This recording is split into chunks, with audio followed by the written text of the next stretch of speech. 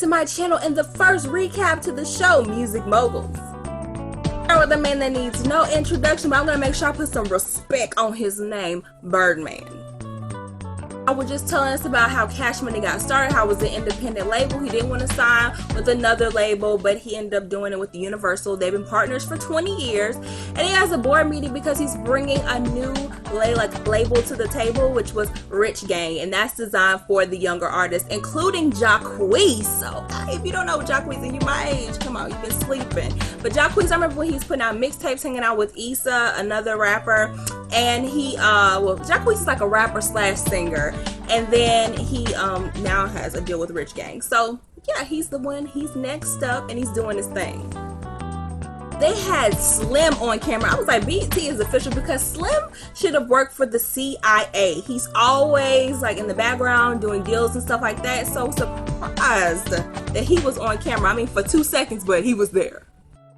With the fact that he can't get his album released because of Cash Money, he's like F Cash Money.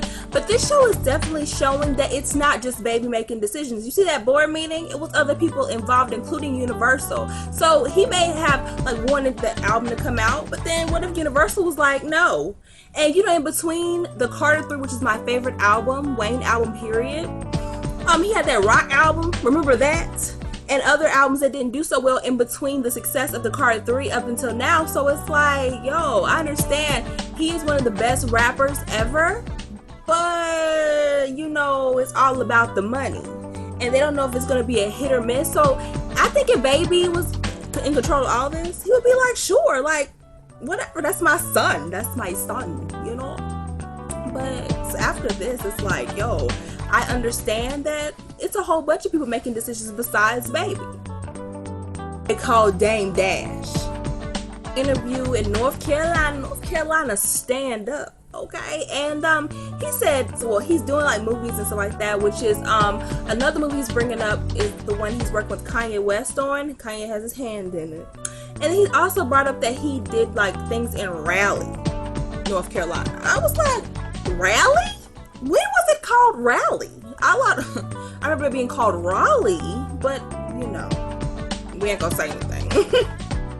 Brought the president of Blue Rock with him to the station. I was like, really? So many rocks. We got Rock Nation, Rockefeller, now Blue Rock. Okay, maybe it's a New York thing. First, the topic of Jay-Z comes up, and the president brings up like, to Dame, Jay could do no wrong, so it hurt him when like Jay left him. But after like hearing of Dame and listening to his interviews and stuff like that, I understand why Jay-Z kind of backed up, because he just is so arrogant. Like he's walking around like, I'm the king of the Zamunda. Like you have that air about you, and it's just like you have to be humble, especially when it comes down to this industry. It's like that you can't just be walking around like, you know who I am, like, because you won't get anywhere. It's like a lot of people don't gravitate to him because of his attitude and the way he acts. Now it may be something deeper that makes him act like that, but he is just too much. JD. Okay, so really the argument, well, discussion he had with Dame sets up Jermaine Dupri, because he was saying how he telling Dame he felt sorry for him, and Dame was like looking at him like, you not know who I am? I'm Dame Dash. You need to stop living in the 90s. I was like, dang, because Jermaine keeps bringing up the past. Like, what are you doing currently? Like, really? You had the rap game. Miss Mulatto, she had be selling out tours, selling out concerts, everything. She's not, I'm not gonna go into it. But it's like she's not as big as she should be, especially with a platform like Lifetime where a whole bunch of people were watching. And then you keep on I was like, if you bring up Criss Cross one more time, really? Then he said he had a song of the decade. Okay, but what are you doing in 2016? That's all that matters. Song of the decade? Oh, okay, we're over that. He keeps on living in the past, and that's what's really hindering him. He reminds me of sour candy. You know, it's like, it's sour, it's electrifying for like that few seconds, but then after the sour part is gone, you just have sweet candy. It's just the same candy that really, it's like sour Skittles. You have that sour part, next thing you know, it's back to the regular Skittles.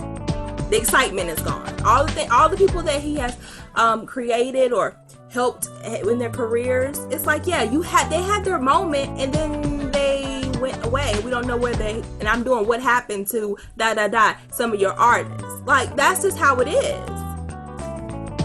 Hey, Snoop D-O-double-G. Really more music, like his music, and he did a video with Wiz Khalifa, and he and Wiz Khalifa look just alike. It is crazy, but he's more like a mentor to Wiz, and I can kind of see Wiz following in the path of Snoop with having longevity and just being known for a while. So it was just good to see that side. And for episode 1, I cannot wait for episode 2. It's just super exciting. I love you guys so much for watching, and I'll see you later.